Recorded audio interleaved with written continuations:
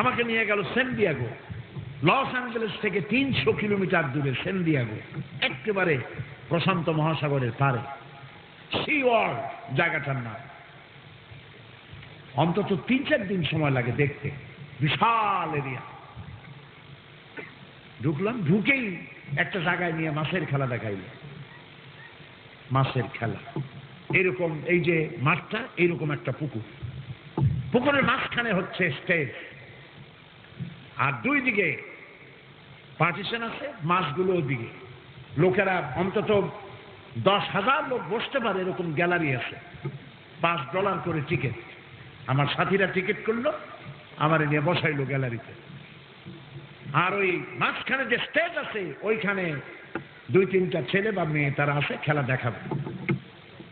দরজা খুলে দিল, মাছ লাফাতে লাফাতে চলে আসে। সে কত বড় মাছ! যখন হা করলো, আমার তো মনে হলো যে আমার মতো 5-6টাও যদি ভিতরে মানুষ ঢোকে, ও টেরও পাবে না, মনে করবে কোনো পুটি টুটি ঢুকছে বোধ হয়। বুকটা সাদা, পিঠটা কালো, মনে হয় যেন সৌদি প্রিন্স আবা পড়েছে। বিশাল মাছ। এরা মানুষের কথা বোঝে, এশারা বোঝে, বাঁশি বোঝে। ওর এশারা দেওয়া হলো, ওর 2টা ডানা আছে, ছোট্ট ডানা। এশারা দেওয়া হলো, সমস্ত মানুষদেরকে ওয়েলকাম করার জন্য সে হাতে তালি দিল। মাছে লেজ দিয়া পানি দিয়া বাড়ি বেড়ে সমস্ত মানুষকে বিদায় দিল। তারপরে এক একটা খেলা দেখায়, আবার স্টেজের কাছে গিয়ে হা করে। এইরকম হা করলো, 4-5 বালতি মাছ পেটের মধ্যে ঢুকাই দিল। চিন্তা করলাম, সুবহানাল্লাহ, এই মাছগুলোর তো আল্লাহ খাওয়ায়। সমুদ্রের ভিতরে রয়েছে তিমি মাছ। নীল প্রজাতির তিমির ওজন হচ্ছে 5,000 টন। 5,000 টন যদি ওজন হয়, খায় কি খাওয়ায়? কোন গভর্নমেন্ট খাওয়ায়? চিল্লা বলো। আল্লাহ খাওয়ান, সুবহানাল্লাহ। তিমি মাছের ডিম হয় না, বাচ্চা হয়, স্তন্যপায়ী প্রাণী। সাগর সম্পর্কে যারা গবেষণা করেন তারা বই লিখেছেন, আমি পড়েছি, তিমির যে বাচ্চা হয় সেই বাচ্চার প্রতিদিন দুধ লাগে 50 থেকে 60 মণ। মাও যেমন বাচ্চা হতো সেই রকম, সেটা মুরগি প্রসব করবে না। সুবহানাল্লাহ। তিনি হচ্ছেন আল্লাহ পাক, যিনি মানুষ সৃষ্টি করেন এবং তার খাদ্য পৌঁছে দেন সর্বত্র। সুবহানাল্লাহ। খাদ্যের পরে মানুষের জন্য প্রয়োজন পানি। কিসের দরকার বলেন? কি দরকার? পানি। এই পানির শুধু মজুদ থাকলে হবে না, এই পানি পৌঁছে দিতে হবে সর্বত্র। কে পৌঁছে দেন? আল্লাহ রাব্বুল আলামিন বলেন, আল্লাহুল্লাযী আরসালার রিয়াহা ফাতুসিরু সাহাবা ফাসুকনাহু ইলা বালাদিন মাইয়িতিন ফাআহইয়ানা বিহিল আরদা বা'দা মাউতিহা কাযালিকান নুশুর। আল্লাহ পাক বলেন, আমি বাষ্পীয় আকারে সমুদ্রের পানিগুলি উত্থিত করে মেঘমালায় পরিণত করি। বাতাসকে হুকুম করে এই মেঘকে টেনে নিয়ে যাও যেখানে তিনি বৃষ্টি দিতে চান। মেঘ এলো, দেখেন আল্লাহর কুদরত। সেজদা দিবেন আল্লাহর, দিবেন না কারে দিবেন? কারে দিবেন সেজদা? খবরদার কোন পীরের কদমবুসি করতে গিয়ে এই কদমবুসির বদভ্যাস বাদ দিতে হবে মুসলমানদেরকে। মাজারে যায় সেজদা দেয়, কপাল পোড়া। নাউজুবিল্লাহ। সেজদা দিতে হবে কারে? আল্লাহ রাব্বুল আলামিন। এই যে পানি আল্লাহ আকাশে উঠাইলেন, এই পানিগুলি উঠালেন সমুদ্রের নোনা পানি। কি পানি ছিল? নোনা পানি। লাউ নাশাউ জাআলনাহু উজাজান ফালাউলা তাশকুরুন। ইচ্ছে করলে আমি নোনা পানি নাজিল করে দিতাম, তা তো দিলাম না, পানি মিষ্টি করে নাজিল করলাম। আনতুম আনজালতুমুহু মিনাল মুজনি আম নাহনুল মুনজিলুন। কে নাজিল করলো আকাশ থেকে? তুমি করছো না আমি করছি? বলেন কে করেছে? আল্লাহ ইচ্ছে করলে কলসির কান্দার মতো পানিগুলো ঢালিয়ে দিতে পারছেন আকাশ দিয়ে, পারতেন না? তাহলে আপনার বাড়িঘর দালান মালান ঠিক তো কিছু ব্যাংকে ছিল, সব শেষ হয়ে গেছে। মহান আল্লাহ রাব্বুল আলামিন এই বাতাস দিয়ে মেঘ নিয়ে এলেন, আর মেঘের থেকে কোনা কোনা ছোট্ট ছোট্ট ফোঁটা ফোঁটা বৃষ্টি পানি বিন্দু বিন্দু পানি নাজিল করে দিয়ে সারা পৃথিবীতে কোথাও একটা শুকনা বালুকণা আসে তালাশ করে করে সবগুলিকে আল্লাহ পাক ভিজায় দিলে। ফাহিয়াইনা বিহিল আরদা বা'দা মাউতিহা, এই জমিন ছিল মরা, এই মরা জমিনকে আমি চিন্তা করে দিলাম। সুবহানাল্লাহ। এর মধ্যে তুমি চারা রোপণ করলা, এই চারা মাটি ফাটাইয়া দুইটা পাতা উপরে চলে এলো। আনতুম আনশাআতুম শাজারাতাহা আম নাহনুল মুনশিউন, কে গাছকে উদ্গত করে দিল? তুমি দিছো না আমি দিছি? কে দিছে কন? আল্লাহ রাব্বুল আলামিন দিয়েছে। মানুষ শুকর আদায় করে না, শুকর আদায় করে না। আমাদের দেশে ফসল ফলানো কত সহজ, মাটি কত উর্বর। এই মাটিতে লাঙ্গল দরকার নাই, ঘরের কোনায় আঙ্গুল দিয়া খুঁচা কদুর বিচি লাগা, 3 দিন পর 2টি পাতা, 6 দিন পর 1টি লতা, 1 সপ্তাহ পরে ফুল, 2 সপ্তাহ পরে কদু। ঠিক না? ঠিক না? সেই কদু খায়, বিসমিল্লাহ কয় না, আলহামদুলিল্লাহ কয় না, কয় সাদের লাউ বানাইলো বই রেগে, আগা খাইলাম ডগা খাইলাম। আস্তাগফিরুল্লাহ, বড় আস্তাগফিরুল্লাহ। এগুলো মহা উল্লুক। লাইন শাকারতুম লাযীদান্নাকুম ওয়া লাইন কাফারতুম ইন্না আযাবি লাশাদীদ। আমার নিয়ামতের শুকর আদায় করবে আমি বাড়ায় দেব, আর শুকর আদায় করবে না মস্ত বড় শাস্তি তোমাদের জন্য রেখে দেব। মহান আল্লাহ রাব্বুল আলামিন সমুদ্র মহাসমুদ্র শুধু করেন নাই, পানিগুলি যেন বান্দার বাড়ি বাড়ি পৌঁছে যায়, এই জন্য আল্লাহ রাব্বুল আলামিন সমুদ্র থেকে দরিয়া বানালেন, নদী তৈরি করলেন, নদী থেকে খাল তৈরি করলেন, গ্রামে গ্রামে খাল বানায় আল্লাহ পানি সরবরাহ করলেন। সুবহানাল্লাহ, কইতে ইচ্ছে করে না মিয়া? তোমার জমিনে আর্সেনিক হয়েছে, এজন্য তুমি নিজে দায়ী। পরিশ্রান্ত হয়েছ, একটু শরবত খাইতে ইচ্ছে করে, রব্বুল আলামিন আর্সেনিক বিহীন সুন্দর চিনি বিজানো মিশ্রি বিজানো শরবত 37 নারকেল গাছের মাথায় ডাবের মধ্যে রেখে দিয়েছে। খাও আর শুকর আদায় করো। সুবহানাল্লাহ, কোনো পয়সা লাগবে না, নিজেরটা নিজে খাও আর শুকর আদায় করো। আলহামদুলিল্লাহি রাব্বিল আলামিন। আল্লাহ শুকর আদায়। অসংখ্য খাবার চতুর্দিকে ছড়িয়ে দিয়েছেন, খাদ্য দিয়েছেন, পানি দিয়েছেন। কেউ যদি বলে বৃষ্টির পানি যদি না হয় আমার কোনো অসুবিধা নাই, খালের বিলের পানি যদি না থাকে আমার অসুবিধা নাই, জমিনের তলে যে পানি আছে টিউবওয়েল দিয়া পানি পাম্প করে উঠাইয়া জমিনের ফসল ফলাইব, এই রকমের কথা যদি কেউ বলে, রব্বুল আলামিন তার জবাবে আগের থেকে সুন্দর করে বলে রেখেছেন, قُلْ أَرَأَيْتُمْ إِنْ أَصْبَحَ مَاؤُكُمْ غَوْرًا فَمَنْ يَأْتِيكُمْ بِمَاءٍ مَعِينٍ। বলো দেখি সবে শুকাইয়া যদি যায় এই জমিনের পানি, তাহলে হেতায় তটনির ধারা কে দিবে সবারে আনি। সমুদ্রের পানি, খালের পানি, বিলের পানি, টিউবওয়েলের পানি, মাটির পানি, সব পানি যদি আমি আল্লাহ শুকায় দেই, তাহলে তোমার মরা নদীতে কে জোয়ারের বান এনে দেবে? সুবহানাল্লাহ। আল্লাহ রাব্বুল আলামিনের সৃষ্টির ভিতরে কোনো ত্রুটি নাই। সুবহানাল্লাহ। আল্লাহ পাক বলছেন, তাকাও তো দেখি আমার আকাশের দিকে, হাল তারা মিন ফুতুর। আমার সৃষ্টির ভেতরে কোনো ভুল দেখতে পাও? গাছের দিকে তাকাও, হ্যাঁ, গাছের দিকে তাকাও, আকাশে তাকাও, জমিনে তাকাও, নিজের দিকে তাকাও। হাল তারা মিন ফুতুর, কোনো ভুল দেখতে পাও? পান নাকি? আল্লাহর সৃষ্টিতে কোনো ভুল আছে? কেউ কইতে পারবে যে আল্লাহ এই চোখ দুটি আমার এই নাকের কাছে না হইয়া কপালের উপরে হইলে ভালো হতো? কোনো পাগল ওই কথা বলবে? কপালের উপরে যদি কুমিরের মতো চোখ আসতো, বল খেলবেন, বল আসিয়া হেড করার আগে চোখ দুইটা ফ্যাট করে ভেঙে যায়। ঠিক কিনা? ভুল ধরার কোনো উপায় নেই। কান আছে, এইখানে। এই কান দুটা যদি বগলের তলে যাইতো, কেউ বলতে পারবে যে আল্লাহ কান এখানে ধুলোবালি ঢুকতে পারে? আমার কান বগলের তলে হইলে ভালো হইতো। বগলের তলে ভালো হইলে কি সর্বনাশ হইতো, আমি ওয়াজ করতাম আর আপনারা জামা গেঞ্জি খুলে হ্যান্ডসাপ করে বসালেন। নাক মুখের কাছে, সুবহানাল্লাহ কবেন না? নাক মুখের কাছে কেন? আপনি মুখে খাবার দেবেন, শ্বাস প্রশ্বাসেরও কাজ করবে, সে ঘ্রাণেরও কাজ করে। হোটেলে খাইতে বসছেন, নাকটা মুখের কাছে, ইলিশ মাছ দিয়ে খাচ্ছেন, মজা করে খাবেন, মুখে দিতে গেছে, নাক বলে দেবে বেটা খাস না, 5 দিনের পচা ইলিশ, বলবে কি না?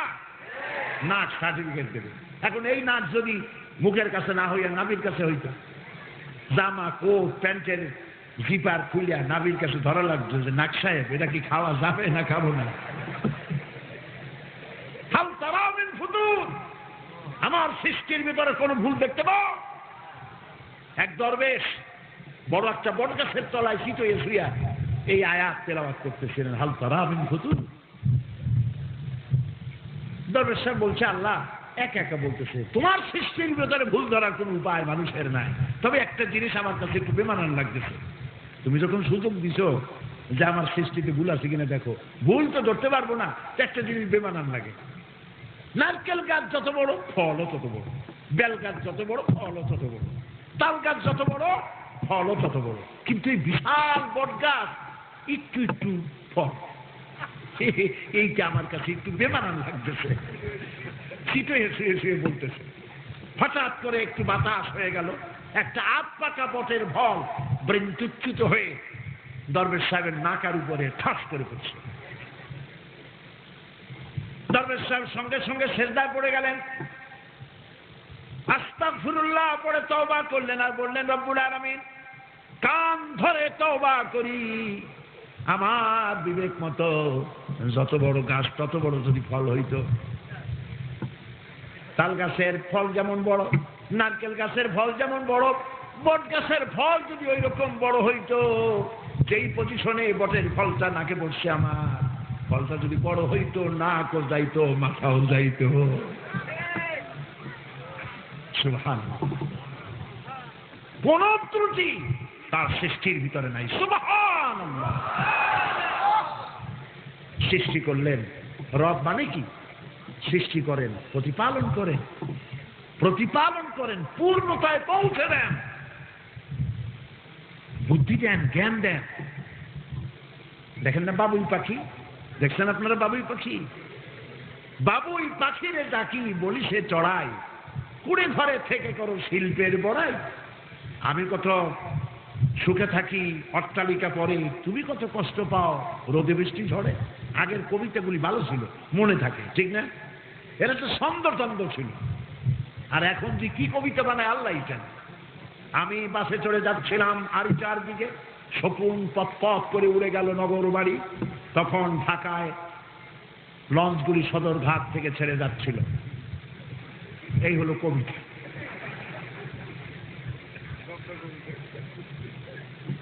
কবিতা না কয়ে কবিতা কইলেই ভালো হয় মনে হয়।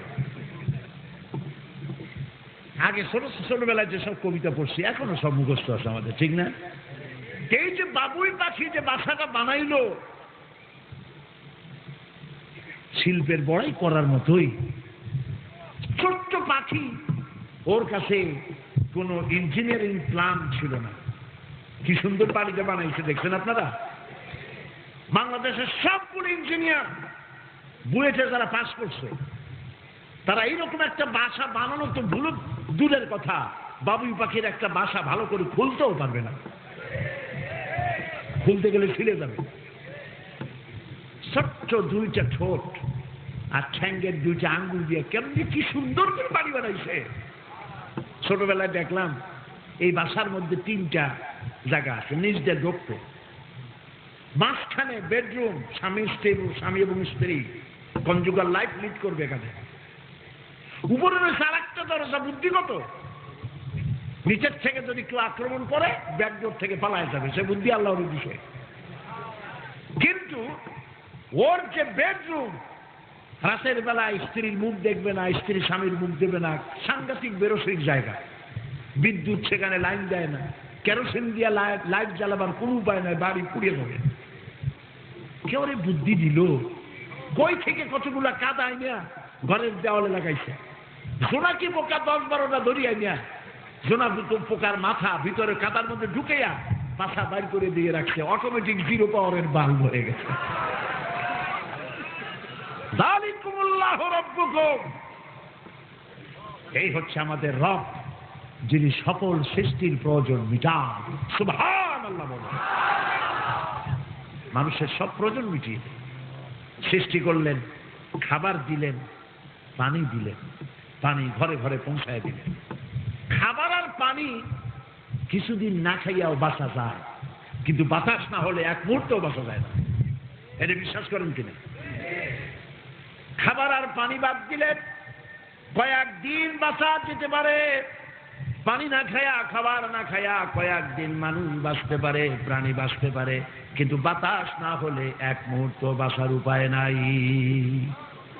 এই জন্য রব্বুল আলামিন এই পৃথিবীতে বাতাসের মহাসমুদ্র বিছায় রেখেছেন, একটু জায়গাও রাখেন নাই যেখানে বাতাস নাই। এই বাতাসের ভিতরে রয়েছে অক্সিজেন, যা আমরা শ্বাস দিয়ে গ্রহণ করি আর নিঃশ্বাস করে ফেলে দেই। যেটা গ্রহণ করলাম সেটা অক্সিজেন, যেটা ছাড়ি এটা হলো কার্বন ডাই অক্সাইড, এটা হলো বিষ। এই কার্বন ডাই অক্সাইড হচ্ছে পয়জন। এইখানে বসে আমরা পরিবেশ নষ্ট করতেছি সবাই মিলে।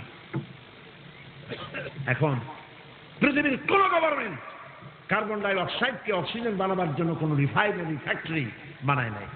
বানাইছে কেউ? আল্লাহ রাব্বুল আলামিন হচ্ছেন তিনি, যিনি এই কার্বন ডাই অক্সাইড গুলিকে আবার গ্রহণযোগ্য প্রাণী জগৎকে গ্রহণ করার জন্য গাছের রং দিয়েছেন। গাছের পাতাগুলি সবুজ। এই গাছের খাদ্য হলো কার্বন ডাই অক্সাইড। সারা রাত তারা কার্বন ডাই অক্সাইড খায়।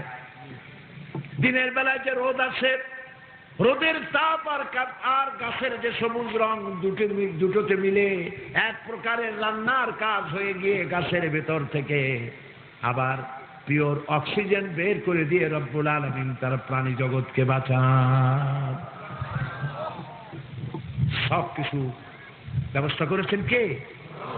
সূরা ফাতিহা যদি বুঝতাম কিসমত ভালো হয়ে যাইত। মাজারে যেয়ে বলতাম না, খাজা বাবা আমার ছেলে হয় না, আমার ছেলে দাও। নাউযুবিল্লাহ। মেয়ে লোকেরা সব থেকে বেশি মানত করে পীরের নামে। প্রিয় ভাই, সব বিশ্বাস করুন, কোন মরপি, কোন জেতাপি মানুষের ভাগ্য ভালো বানাতে সক্ষম নয়। খাইরিহি ওয়া শাররিহি মিনাল্লাহি তাআলা। ভালো আর মন্দ কে করতে পারে? একটা আঙ্গুল আকাশের দিকে উঁচু করে বলেন, কে করতে পারেন? জোরে বলেন, কে করতে পারেন?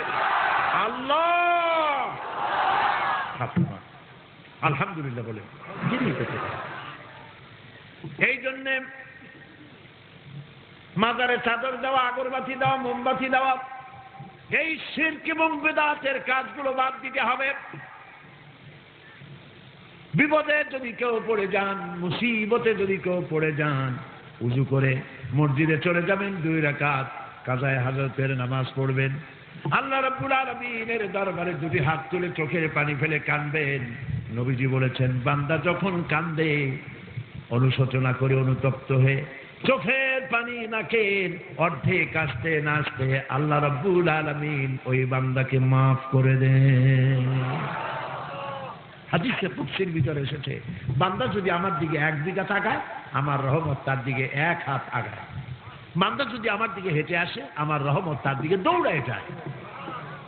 প্রিয় ভাই সব, পীর আপনার ভাগ্য ভালো বানাইতে পারবে না, কবর আপনার ভাগ্য ভালো বানাতে পারবে না, তাবিজ আপনার ভাগ্য ভালো বানাতে পারবে না। এই যে তুলারাশি মুলারাশি কতগুলো হাবিজাবি আছে, সব পাশে মিথ্যে কথা। হাত গোনানো, তুলারাশি বিশ্বাস করা আর তাবিজ বিশ্বাস করা, এগুলি মুসলমানদের কাজ নয়।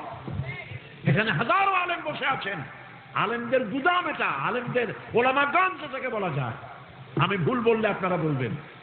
নবী করিম সাল্লাল্লাহু আলাইহি ওয়াসাল্লাম তাবিজ লিখেছেন, তাবিজ দেখার পারমিশন দিয়েছেন। সাহাবায়ে কেরাম কেউ তাবিজ লিখেছেন?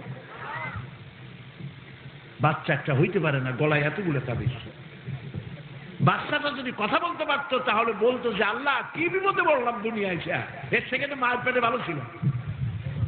পীরের কাছে সুতা নিয়ে যায়, কালো সুতা, সাদা সুতা, লাল সুতা, ওনারা গিরা দিয়ে ফুল দিয়ে দেয়। হারাম।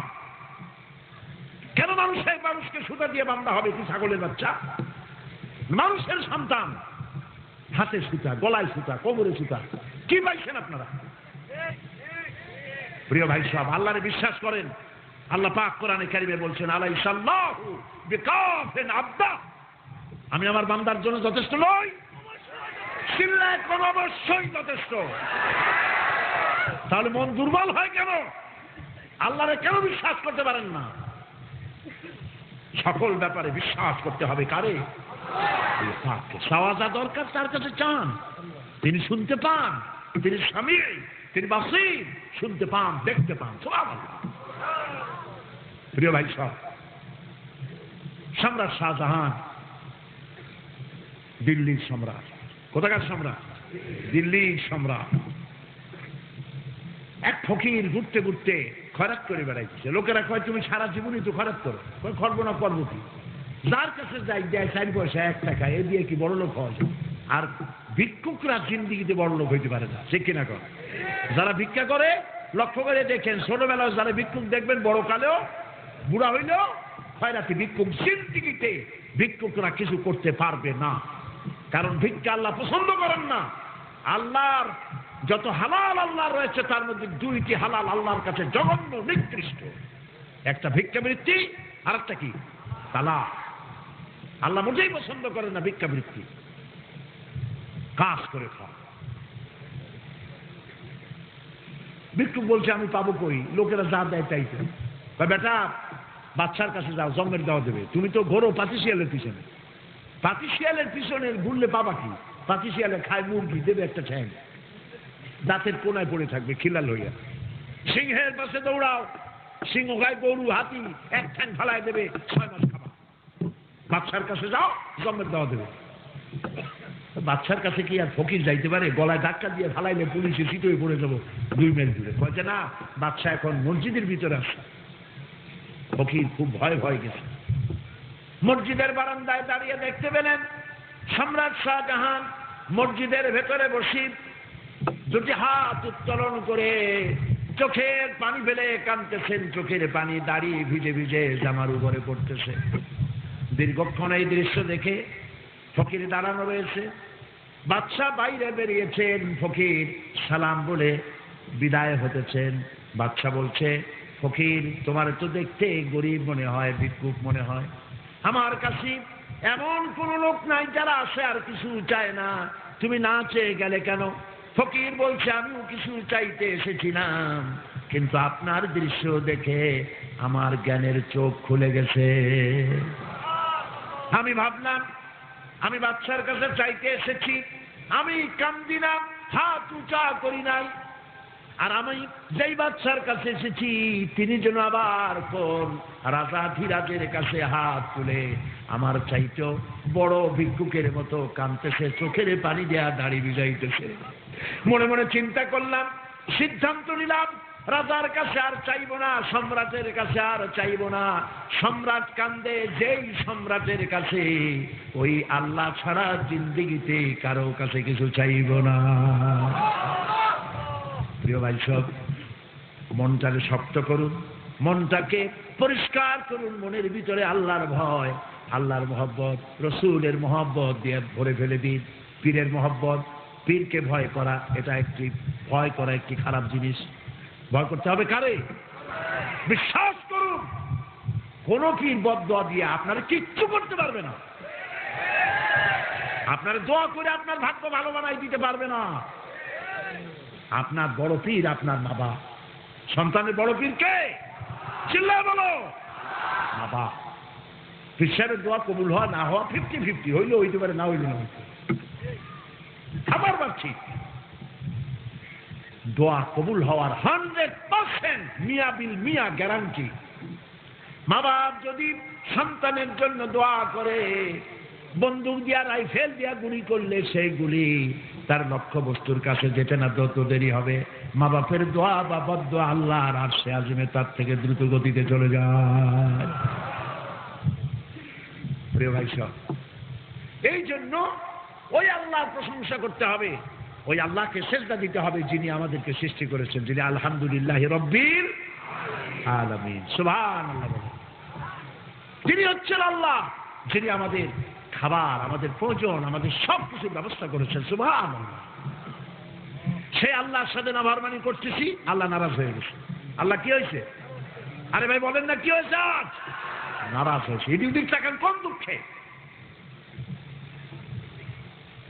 কোরআন শোনানো হচ্ছে, গল্প করতেছি, কোন পীর সাহেবের কেরামতি বয়ান করতেছি। আমার কেরামতি বয়ান করার কোনো জরুরত নাই। কোন পীর সাহেব ফু দিয়া গেলাস ফাটায় ফেলাইছে আমার জানার দরকারই নাই। আমার জানার দরকার আমার আল্লাহ কি করেছেন, আমার রাসূল কি বলেছেন। ঠিক কিনা বলো? আল্লাহর সাথে মহব্বত কমাইছি, আল্লাহ আমাদের প্রতি নারাজ হয়ে গেছে। তা না হলে বুশের মতো বান্দর মুসলমানদের মাথায় উঠে লাফাইতে পারে?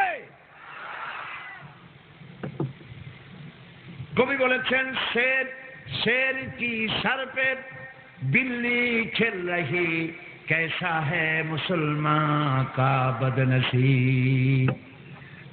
शेर की सर पे बिल्ली खेल रही, कैसा है मुसलमान का बदनसीब। शहादत की तमन्ना भूल गई, तस्बीह की दानों में जन्नत ढूंढ रही। बाघेर माथार उपयात बिड़ाल और बांदरेरा लाफाय, বুশের মতো বান্দর, বাজপেয়ীর মতো ইঁদুর, শারনের মতো উল্লু মুসলমানদের মাথায় লাফায়। আরে বদকিসমত মুসলমানদের, খালেদ বিন ওলীদের জাতি, সালাউদ্দিন আইয়ুবের জাতি, এদের মাথায় বুশ লাফাচ্ছে। ওর চেহারাটা দেখলেও ঘৃণায় চোখ ফিরে যায়। এই পৃথিবীর শ্রেষ্ঠ দাজ্জাল বুশ মুসলমানদেরকে মারার জন্য আজ ধেয়ে এসেছে। মুসলমান মেরে ফেলবে সারা দুনিয়া থেকে। আমাদের অবস্থা হয়েছে, কপাল পুড়ে গেছে। মাথার উপরে ইঁদুর বান্দর লাফাইতেছে। শাহাদাতের তামান্না ভুলে গেছি, যা ভুলে গেছি। তসবির মধ্যে জান্নাত তালাশ করছি, তসবির ভিতরে জান্নাত নাই। আল জান্নাতু তাহাতা জিলালিস সায়ুফ, তরবারির ছায়াতলে জান্নাত।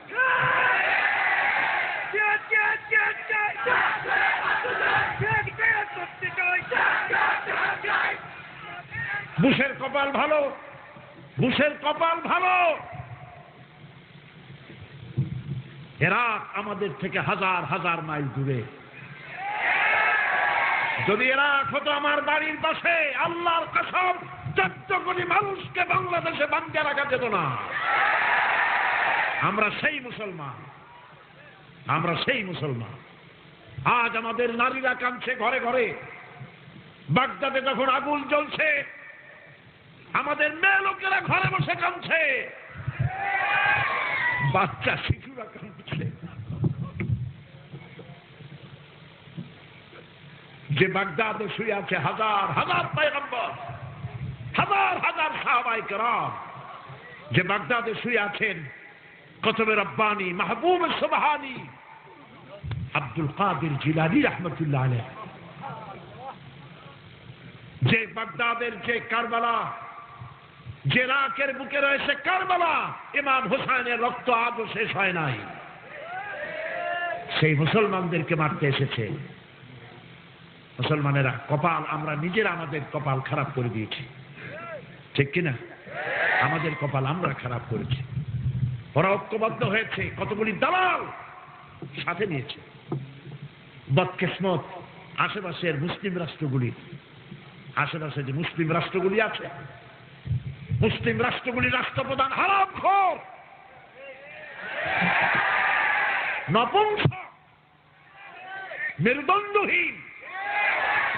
আশেপাশের মুসলিম দেশের রাষ্ট্রপ্রধানদের ভিতরে যদি বীর্য থাকতো, শক্তি থাকতো, ঈমান থাকতো, সব মুসলিম রাষ্ট্রপ্রধানরা কাবা শরীফ ধরে আল্লাহর দরবারে শপথ নিত, বুশের বিরুদ্ধে জিহাদ করা ফরজ। হয় মরে যাব, না হয় বেঁচে থাকবো সম্মানের জীবন নিয়ে, নইলে শহীদ হয়ে যাবো সব। কপাল পোড়ানো। আমার ভাইরে মারবে, আমি আমার জমিন ছেড়ে দিয়েছি, আমার উপরে দাঁড়াইয়া আমার ভাইরে মারো। কপাল পোড়া, কপাল পোড়া।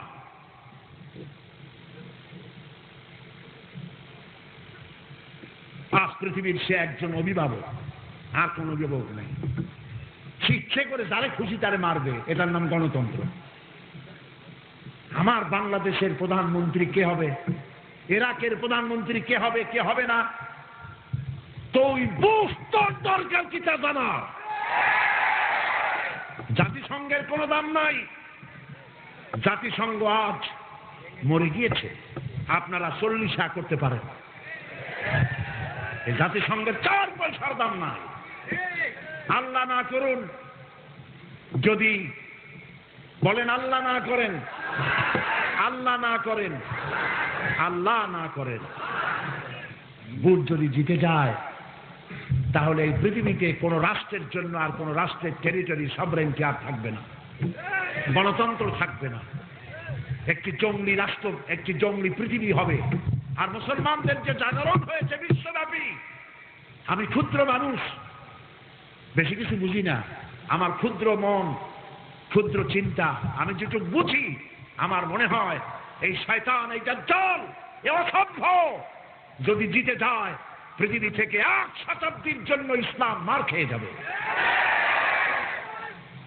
সেজন্য মুসলমানদের প্রয়োজন, আজ কিছু করতে পারবো না, দোয়া করতে পারবো। কি করতে পারবো? দোয়া করতে পারবো। আমরা যখন আরামে ওয়াজ শুনতেছি, এখানে আমাদের মেয়ে লোকেরা মসজিদে, মসজিদের আশেপাশে বসে বসে যখন ওয়াজ শুনছেন নিরাপদে, ইরাকের মেয়ে লোকগুলি রাস্তায় রাস্তায় সতীত্ব নষ্ট হয়ে যাবে, কাফেরদের হাতে এই ভয় দৌড়াইতেছে কে কোথায় যাবে। আমাদের বাচ্চারা নিরাপদে যখন মাহফিলে বসা, ইরাকের গোলাপ ফুলের মতো ছোট্ট ছোট্ট বাচ্চারা দৌড়াইতেছে, মা খুঁজে পায় না, বাবা খুঁজে পায় না, ঘরে খাবার নাই, আশ্রয় নাই, হাজার হাজার বোমা এসে পড়তেছে, লাশের স্তূপ হয়ে যাচ্ছে। সেদিন ইনকিলাব পত্রিকায় দেখলাম, যুদ্ধ শুরু হওয়ার 2 সপ্তাহ আগে ইরাকের এক বাচ্চা, 8 বছর বয়স, এক এতিম, বাপ নাই মা নাই, তার কাছে কাগজও ছিল না, কলমও ছিল না, সে একটা চিঠি লিখতে চায় বুশের কাছে। বাচ্চা ছেলেটি মরুভূমির মধ্যে চলে গেছে, মরুভূমির মধ্যে বসে পড়েছে, সেরা জামা কাপড় পরা, আনমনা হয়ে আঙ্গুল দিয়া মরুভূমির বালুর উপরে চিঠি লিখতেছে। চিঠি লিখছে, প্রেসিডেন্ট বুশ, শুনতে পেয়েছি তুমি নাকি আমাদেরকে মেরে ফেলবে। আমি এই ইরাকের এক এতিম বাচ্চা, আমার বয়স 8 বছর, গত 4 দিন আমি কিচ্ছু খাই না, কোনো খাবার পাই নাই। আমি শুনেছি তুমি নাকি আমাদের উপরে বোমা ফেলবে। প্রেসিডেন্ট বুশ, বোমা ফেলার আগে যে প্লেন থেকে বোমা ফেলবা, সেই প্লেন থেকে কিছু খাদ্য আমাদের জন্য ভালাইতে পারো না?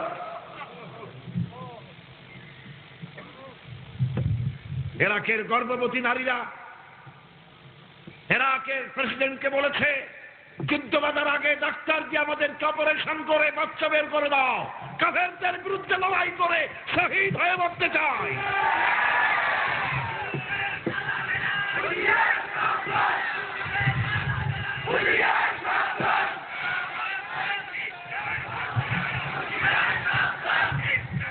প্রিয় ভাই সব, অসম্ভব নয়, বুশের হাত বিস্তৃত হবে হারামাইন ও শরীফাইনের দিকেও।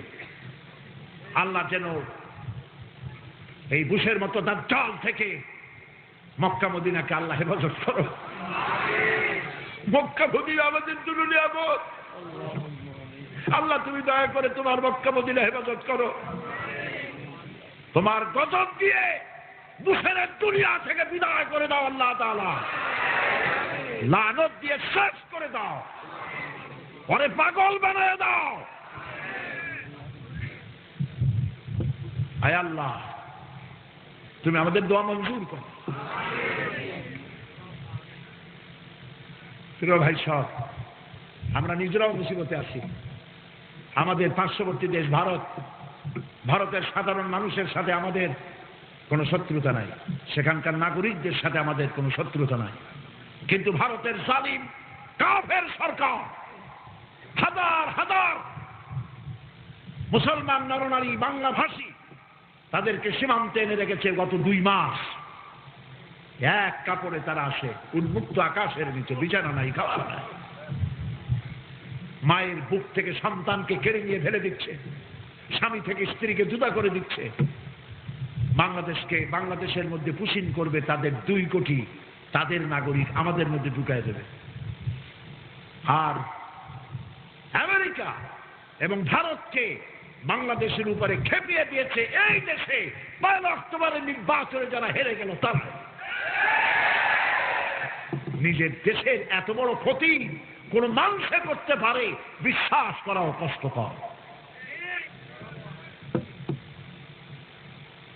এদের কাছে মুসলমানরা দুশ্মন, মুসলমান অসহ্য। আমি বুঝতে পারি না, এখানে আমার ভাইজান যে বললেন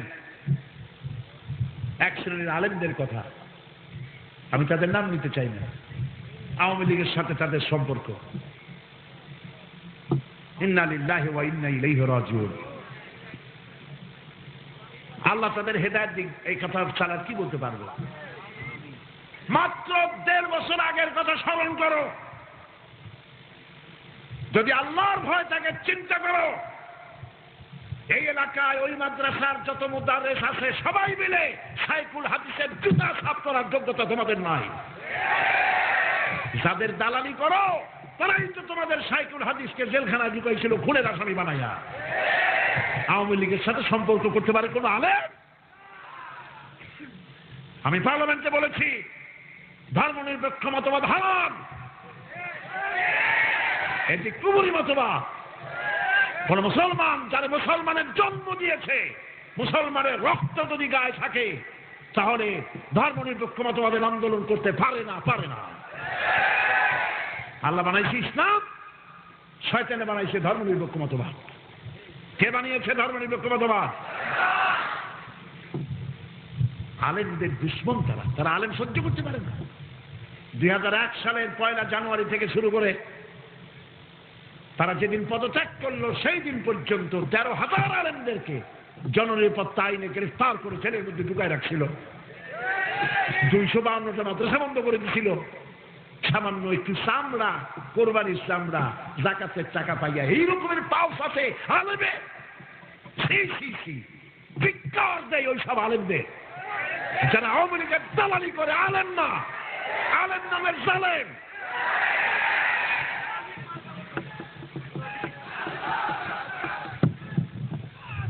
প্রিয় ভাই সব, ইমানকে মজবুত করতে হবে, মনে রাখতে হবে 2001 সালের নির্বাচনে যদি এই ধরনের রেজাল্ট না হইতো, 2001 সালের 1 অক্টোবরের নির্বাচনের ফলাফল যদি এরকম না হতো, সাইদির ওয়াজ শুনতে হাজার হাজার মানুষ এখানে আসা সম্ভব ছিল না।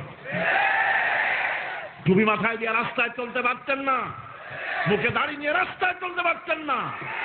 ওরা হলো সেই দল আলেম দেখলেই বলে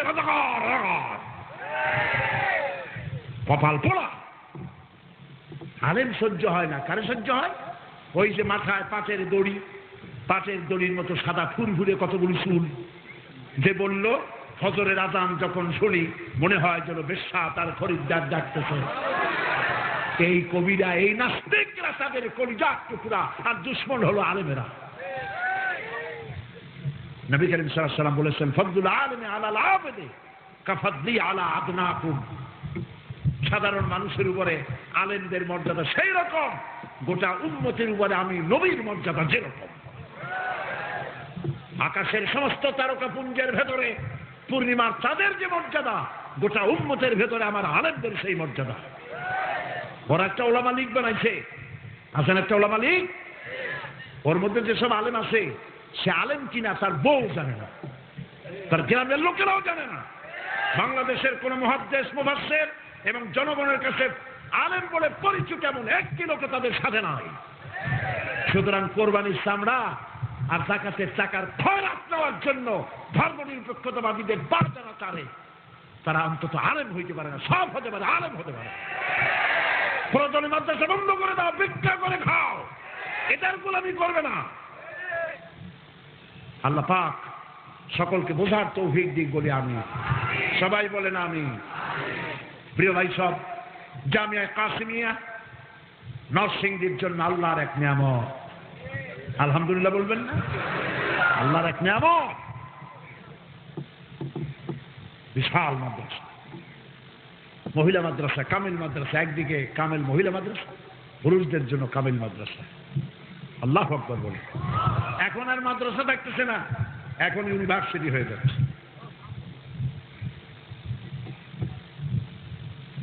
এখন ইউনিভার্সিটি হয়ে যাচ্ছে, আলহামদুলিল্লাহ। বিশ্ববিদ্যালয় হবে এটা, নরসিংদীতে বিশ্ববিদ্যালয়। হ্যাঁ, এইরকম করবেন না আলহামদুলিল্লাহ, তাহলে তো বুঝি চিল্লান করে আলহামদুলিল্লাহ কইয়া। আল্লাহ যেন কবুল করেন, বলেন আমিন। আপনারা জানেন না, হয়তো জানেন অথবা জানেন না, এই জামিয়া কাসিমিয়া যিনি তিল তিল করে গড়েছেন আপনাদের সহযোগিতা নিয়ে, আপনাদের সহযোগিতা নিয়ে, যিনি হযরত মাওলানা সৈয়দ কামাল উদ্দিন জাফরি, আল্লাহ পাক তাকে কাবিলিয়ত দান করেছেন, আল্লাহ তাকে যোগ্যতা দিয়েছেন, তার সালাহিয়াত, তার তাকওয়া, তার ইখলাস। আমি তো প্রথম এসেছি এখানে, তখন একটা টিনের ঘর ছিল ছোট্ট, সেই টিনের ঘর আজ রাজপ্রাসাদে পরিণত হয়ে যাবে, আমি তো কল্পনা করতে পারি না। এটি তার তাকওয়ার কারণে, তার ইখলাসের কারণে আল্লাহ পাক দিয়েছেন, আলহামদুলিল্লাহ বলেন। ভাগ্যবান পুরুষ তিনি, তাকে যে পেটে ধরেছে সেই মাকে আল্লাহ জান্নাতুল ফেরদাউসে মেহমান বানায় না, তাকে যে জন্ম দিয়েছে সেই পিতাকেও জান্নাতুল ফেরদাউসে মেহমান বানিয়ে নাও। আর এই রকমের লাখো জাফরি এই মাদ্রাসা থেকে আল্লাহ তৈরি করে দিও, বাংলার ঘরে ঘরে আল্লাহ আলেম পয়দা করে দিও। এই মাদ্রাসা আপনাদের জীবনের সাথে মহব্বত মিলায় রাখবে, মহব্বত করবে। আপনি কয় টাকা দিচ্ছেন? যা দিয়েছেন তাতে উপকার হয়েছে, আলহামদুলিল্লাহ বলে। এই মাহফিল হাঁটেন কেন? যারা দাঁড়ায় বসায় দেন, এরা কি মানুষের জন্য দোয়া করবেন না? এত হাঁটার খরচ কেন? এটা বেয়াদবি। ইরাকের জন্য আর কিছু করতে পারবো না, দোয়া তো করতে পারবো। প্রিয় ভাই সব, এই মাদ্রাসার জন্য আপনারা দোয়া করবেন, এবং এই বিশাল মাহফিল করতে গিয়ে 3 দিন ধরে মাহফিল করতে গিয়ে বহু টাকা খরচ হয়েছে। আপনারা মেহেরবানি করে যাওয়ার সময় কিছু টাকা, ড্রাম আছে চতুর্দিকে, যাওয়ার সময় কিছু টাকা আপনারা দিয়ে যাবেন। দেবেন? দেবেন? দেখেন, দেব বললো কিছু লোকে, বেশি লোকে ইস্যু করে বসে আছে। তার মানে প্রয়োজনে জান দেব, কিন্তু পয়সা খুব সহজে দিতে চাই না। মানুষের অভ্যাস তো এরকম, ডাকাইতে আসে কুড়াল দিয়ে গাড়ির উপরে পিটায়, তারপরেও কয় না চাবি কই। ঠিক কিনা? পিটান খাওয়ার আগে দেওয়ার অভ্যাস করুন। আমরাও বিপদ মুক্ত নই, দেওয়ার অভ্যাস করুন। ড্রাম আছে না চতুর্দিকে? হ্যাঁ, না না, ব্যাগ নিয়ে ঢুকতে গেলে মানুষ হারা করবে, দরকার নেই। আল্লাহ যা দেবেন তার পেয়ে যাবেন ইনশাআল্লাহ। হ্যাঁ, চতুর্দিকে ড্রাম আছে, যাওয়ার সময় সমানে দিয়ে যাবেন। কারা কারা দিবেন দেখে একটু হাত উঁচু করে দেখান। যারা দেবেন না তারা হাত উঁচু করবেন না, আল্লাহ কিন্তু হাত দেখতেছে। যারা দেবেন তারা শুধু হাত উঁচু করেন, বাস কাম হয়ে গেছে, আলহামদুলিল্লাহ। এখন না দিলে ওয়াদা ভঙ্গের পাপ হবে। আজকে গেছেন কিন্তু যাওয়ার সময় আল্লাহ রাস্তায় ড্রাম কোথায় আছে খুঁজে খুঁজে দিয়ে যাবেন। মা বোনেরা আপনারাও দিয়ে যাবেন। আজকে ভাইজান আছেন কেন? ভাইজান, এক মহিলা আমাকে আটকায় ধরলো, বললো যে মেয়ে লোকদের ব্যাপারে কথা না বললে বোমা মারে গাড়ি উড়ে দেবো। মেয়ে লোক কিন্তু এখন আর প্রচুর মহিলা আছে। ভাইজানকে আমি বলবো, পুরুষ না মহিলাদের একটা মাহফিল এখানে করবেন, আমি আপনাকে সময় দেবো। আপনি শুনতেছেন? না শুনলে আমি কারে করি? কি শুনছেন কম? আমি ভাইজানকে বলেছি যে এইখানে পুরুষদের জন্য নয়, মহিলাদের জন্য একটা মাহফিল, পোস্টার, হ্যান্ডবিল, মাইকিং করিয়া মহিলাদের জন্য একটা মাহফিল অ্যারেঞ্জমেন্ট করবে। আমি সময় দেবো, মা বোনদের ওয়াজ শোনাবো ইনশাআল্লাহ। ঠিক আছে? কম কি ঠিক আছে?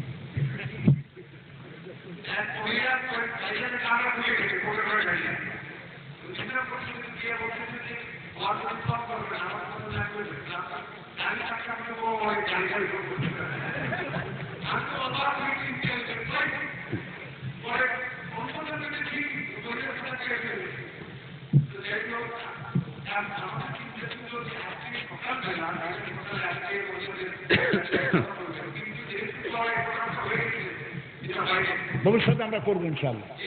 আপনি বলেন যে ভবিষ্যতে অ্যারেঞ্জমেন্ট করেন।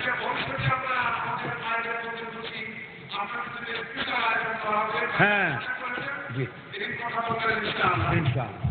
মা বোনরা, আজকে আপনারা আমার উপর রাগ করবেন না। আপনারা 2 ঘন্টা বলতে আমার বলছিলেন, 2 ঘন্টা আমি বলেছি। আমি আগামীতে ইনশাআল্লাহ শুধুমাত্র মহিলাদের জন্য এই মাঠে ওয়াজ করবো। এই মাঠে সব মেয়ে লোকেরা মাঠে বসবে, পর্দা দিয়ে ঘিরে দেওয়া হবে, এরকম মঞ্চ থাকবে। আমি আপনাদের জন্য ওয়াজ শোনাবো, শুধু মেয়ে লোকদের শোনাবো ইনশাআল্লাহ, যদি আল্লাহ আমারে বাঁচায় রাখে। এখন মোনাজাত হবে, আর আপনারা যাওয়ার সময়, আল্লাহর হস্তে যাওয়ার সময়, এই খরচটা, যে খরচটা মাহফিলের হলো, এই খরচটার জন্য মাদ্রাসার টাকা দিয়ে খরচ না হয়, সেটার জন্য আমরা দিয়ে দিতে পারি। আল্লাহ যেন তৌফিক দেন, বলেন আমিন। সবাই বলেন আমিন। বয়স কত? বয়স কত? আচ্ছা, আগে দেখেন আসছে কিনা। আচ্ছা, আসছে কিনা দেখেন।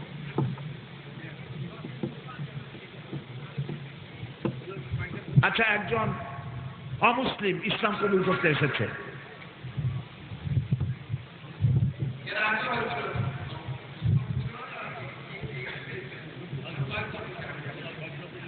এই লোক কয়েকবার মুসলমান হয়েছে? আচ্ছা আচ্ছা আচ্ছা আচ্ছা, এদিকে আছে। নাম কি? সজিব। ইসলামের না, তুমি কোন নাম পছন্দ করছো?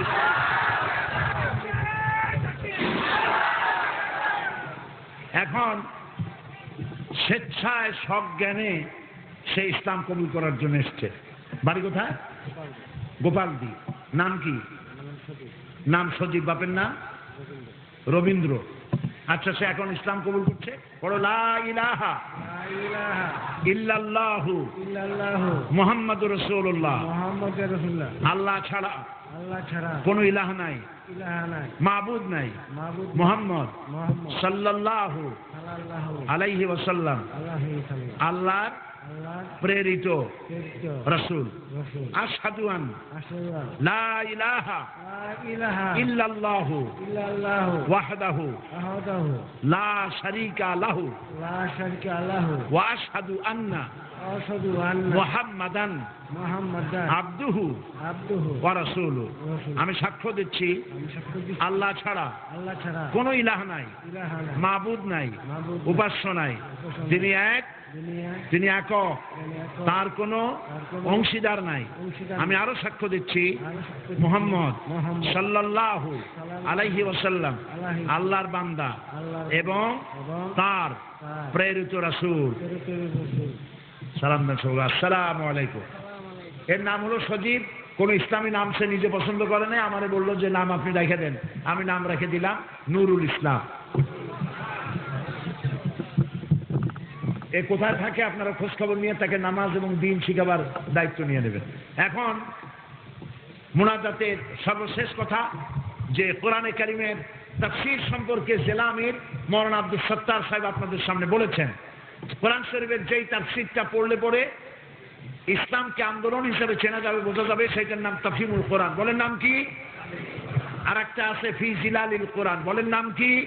ফি জিলা। এগুলি বাংলা ভাষায় ছাপা হয়েছে, ঢাকা থেকেই তাফসীরগুলো এখানে আসছে, আপনারা কিনে নিতে পারবেন।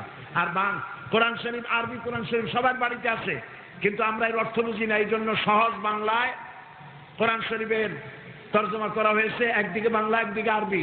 এই ধরনের কোরআন শরীফ আছে। আল কোরআন একাডেমি লন্ডন এটা করেছে, মাত্র 100 টাকা হাদিয়া, আপনারা ওখান থেকে নিয়ে যাবেন।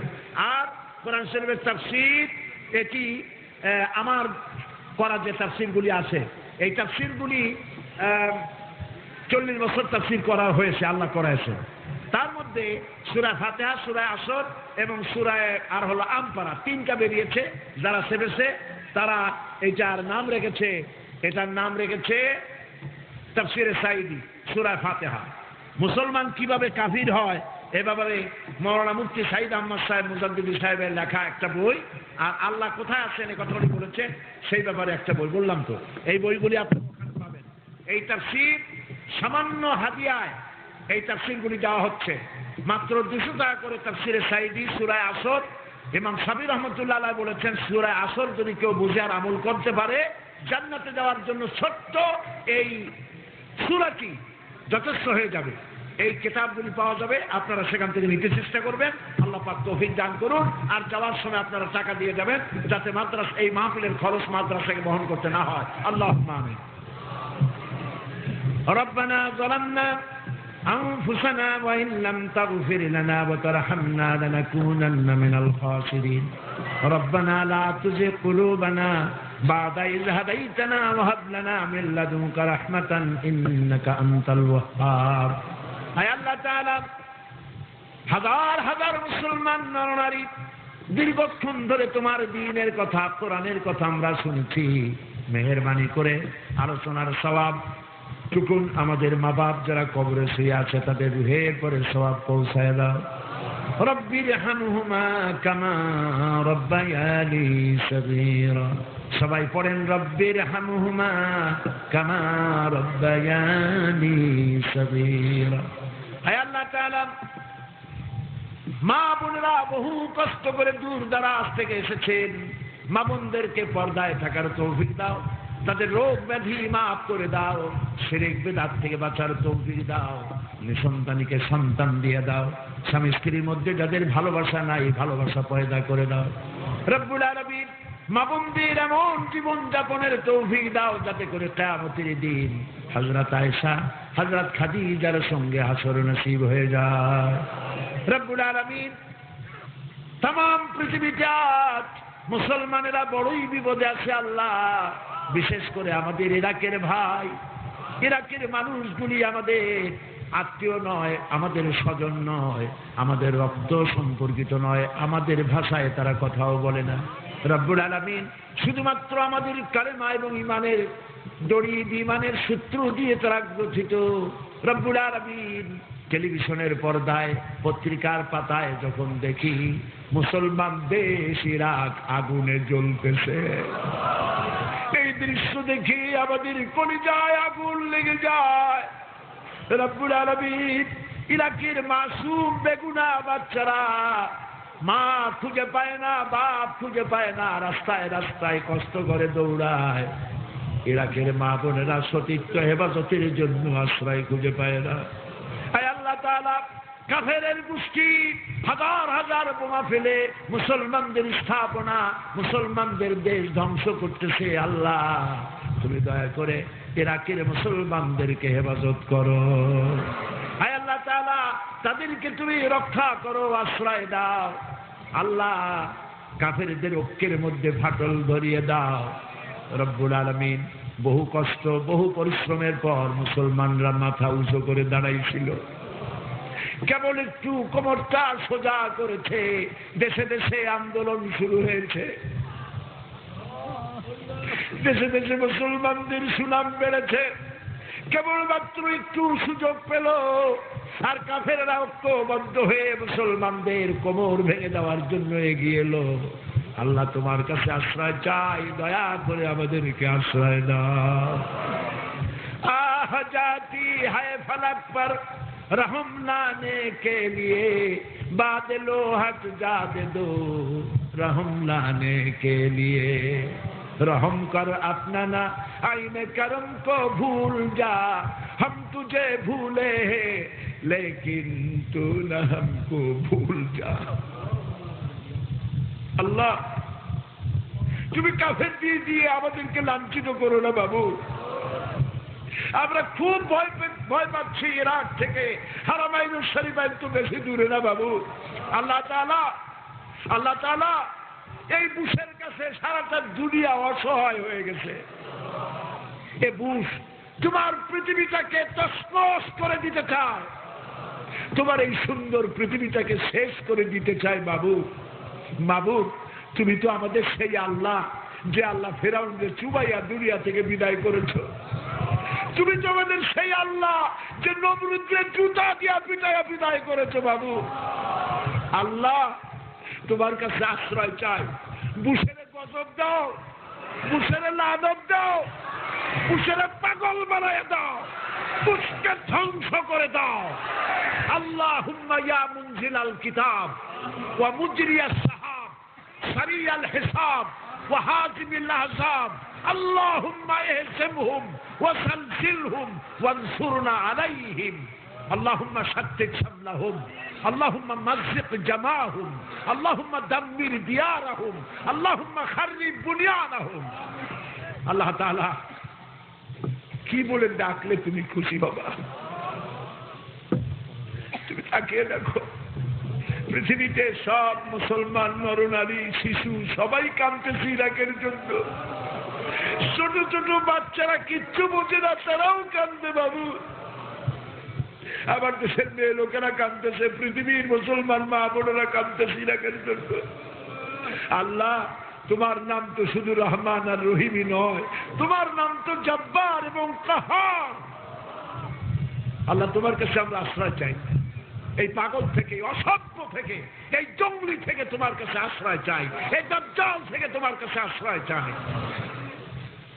মাবুদ, আজকে আমাদের এই দোয়া ফেরত দিও না বাবু। আমাদের এই দোয়া তুমি ফেরত দিও না বাবু। আমাদের ভালো খবর শুনাইও, আমাদেরকে ভালো খবর শুনাইও।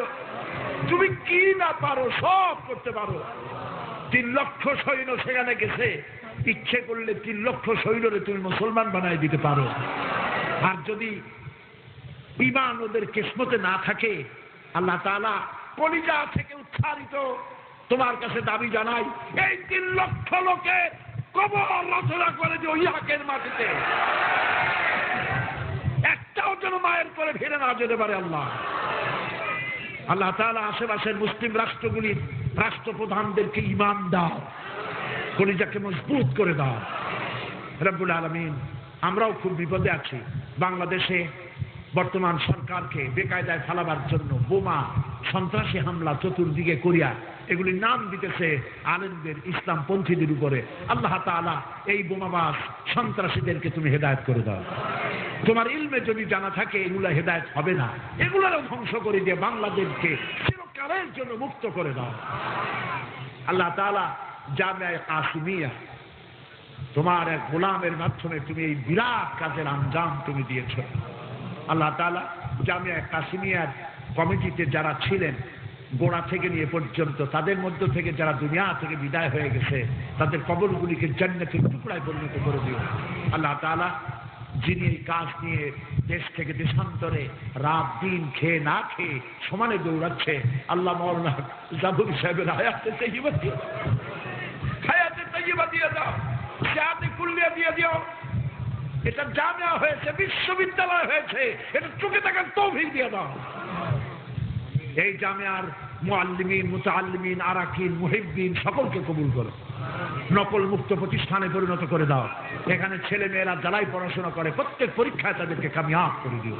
আল্লাহ তাআলা আমাদের স্ত্রী, আমাদের সন্তান, আমাদের ভাই বোন, আমাদের মা বাপ, আল্লাহ পাক সকলকে হেদায়েত নসিব করে দিও, সকলকে দিনদার ইমানদার পরিষ্কার বানিয়ে দিও। আজকের মাহফিলকে তোমার দরবারে কবুল করে নিও। রব্বানা তাকাব্বাল মিন্না ইন্নাকা আনতাস সামিউল আলিম وتب علينا إنك أنت التواب الرحيم سبحان ربك رب العزة عما يصفون وسلام على المرسلين والحمد لله رب العالمين واجعل آخر كلامنا عند الموت لا إله إلا الله محمد رسول الله. السلام